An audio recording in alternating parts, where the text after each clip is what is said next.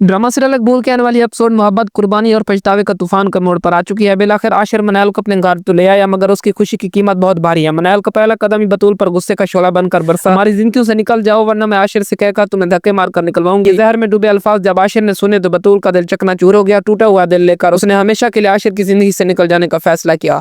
गम के आंसू में डूबी बतूल ने सरवत बेगम से कहा, अम्मी मुझे घर छोड़ दें, और सहल के आगोश में पनाह लेने का इरादा कर लिया है। मगर घर पहुंचते ही बतूल टूट कर बिखर गई। कमरे की तन्हाई में फूट फूट कर रोने लगी। जब सहल ने यह हाल देखा तो परेशान होकर पूछा, बतूल क्या हुआ? वो तो सिर्फ इतना ही कहा कि सहल अब कुछ भी नहीं बचा। दूसरी तरफ बतूल की गैर मौजूदगी आशिर को कुछ कोने लगेगी। मनैल के होते हुए भी उसका दिल एक अनजान खलश जन्म ले रहा है। उसे शिद्दत से बतूल की कमी महसूस हो रही है। आशिर की बेवफाई का जख्म लिए बतूल ने फैसला सुनाया, मैंने आशिर को छोड़ दिया और अब सहल से निकाह करूंगी। मगर फिर क्या होता है, अचानक बतूल को चक्कर आते हैं और वो फिर बेहोश हो जाती है। उसके फोन पर मनैल की शदीद मुखालफत के बावजूद आशिर तेजी से अस्पताल की तरफ दौड़ता है। जब डॉक्टर को खुशी भरा ऐलान आशिर के कानों में गूंजता है तो सब कुछ तमाम हो जाता है। मुबारक हो, आप बाप बनने वाले हैं। ये सुनकर आशिर की आंखों से आंसू बह निकलते हैं। टूटे हुए दिल के साथ वो बतूल के पास जाकर कहता है, मुझे माफ कर दो बतूल, मैं चाहे तुमसे मोहब्बत नहीं करता मगर तुम्हारी आदत हो गई है।